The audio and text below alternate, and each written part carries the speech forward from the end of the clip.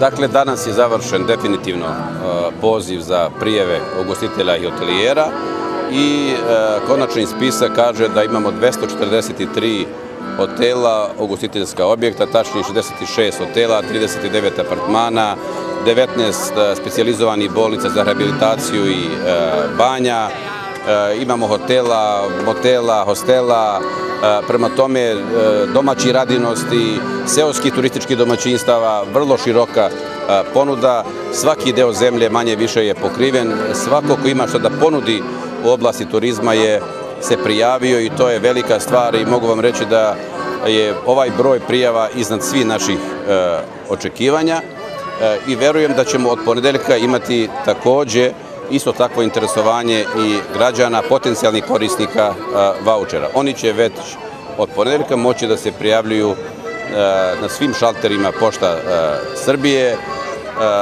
dovoljno je da donesu neophodnu dokumentaciju. Nakon toga oni će dobiti vaučere na kućne adrese.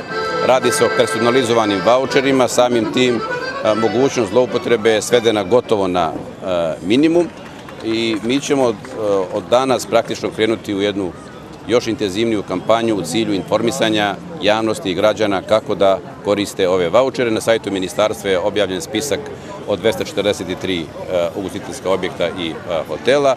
Data su i sva obaveštenja kako da građani mogu da se prijave, gde se prijavljuju i šta je neophodno od dokumentacije.